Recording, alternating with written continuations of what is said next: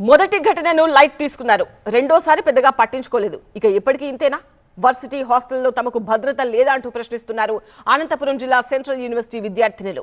నిన్నటి ఘటనతో తరగతులు బహిష్కరించి ఆందోళనకు దిగారు.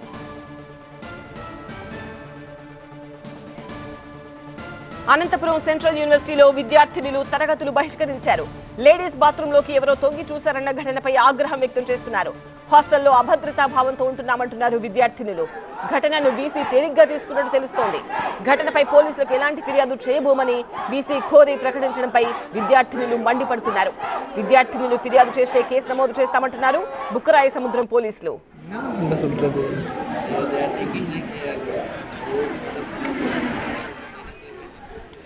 వర్సిటీలో అసలు ఏం జరుగుతోంది? విద్యార్థినుల సమస్యలేంటి? వాళ్ళ డిమాండ్లేంటి? ఎలాంటి భద్రత కోరుకుంటున్నారు? అనంతపురం నుంచి టీవీ9 సీనియర్ కరెస్పాండెంట్ నరేష్ వివరాలు అందిస్తారు. సెంట్రల్ యూనివర్సిటీలో నిన్న జరిగిన ఘటనతో విద్యార్థులు ఎవరైతే ఉన్నారో కొంతమంది విద్యార్థులు అయితే మాత్రం తరగతులకు కూడా హాజరవట్లేదు. ఎందుకంటే ఇంకా భయం గుప్పిట్లోనే ఉన్నాం. బాత్రూంలో ఒక వ్యక్తి తొంగి చూసిన ఘటనపై మాత్రం విద్యార్థులు తీవ్ర ఆగ్రహంతో ఉన్నారు. కొంతమంది విద్యార్థులు కూడా మనతో ఉన్నారు. ఏంటండి, ఎందుకని తరగతులకు హాజరవ్వట్లేదు? అసలు ఏం జరిగింది నిన్న మా ఫ్రెండ్ వాష్రూమ్కి వెళ్ళినప్పుడు ఎవరో వర్కర్స్ తొంగి చూడడం తను చూసింది. దాని తర్వాత మేము కంప్లైంట్ చేసాం. ఎప్పటికో సాయంత్రానికి అథారిటీస్ వచ్చాయి, రావట్లేదు అనట్లేదు. కానీ వచ్చి మాకేం చెప్పారంటే ఈరోజు మీటింగ్ ఉంటుంది, 2ంటికి మీటింగ్ పెడతాము అది ఇది అన్నారు. కానీ వీసీ సార్ నుంచి ఒక్క ఓరల్ కానీ రిటర్న్ స్టేట్మెంట్ మీరు జాగ్రత్తగా ఉండండి అని ఒక స్టేట్మెంట్ కూడా ఏమీ రాలేదు. అలాంటప్పుడు మేము అలా ఎలా సేఫ్గా ఇన్సెక్యూర్గా ఫీల్ అవుతాం? అలా ఎలా ఉండగలం మేము సేఫ్టీగా? రైట్ టు లైఫ్ అది మా అందరి కిందే వస్తుంది కదా, సేఫ్టీగా ఉండాలి అది ఇది అని చెప్పి కానీ ఇప్పుడు దాకా ఏ స్టేట్మెంట్ కానీ ఏది రాలేదు. నా ఫ్రెండ్ వాష్రూమ్కి వెళ్ళినప్పుడు షాడో చూసి ఎవరు ఆ షాడో అని చెప్పి వెనక్కి తిరిగి చూస్తే అక్కడ దూకిన సౌండ్ ఆ పాపకి బాగా వినిపించింది. ఆ టైంలో మాకు కరెంటు లేదు, వెంటిలేషన్ ఫ్యాన్స్ కూడా లేసరికి ఆ సౌండ్ చాలా క్లియర్గా వినిపించింది. మాకు వెనకాల సైడ్ నుంచి ఏముంటుంది అంటే ప్లంబింగ్ వర్క్ కోసం ల్యాడర్స్ అనేవి పెట్టారు.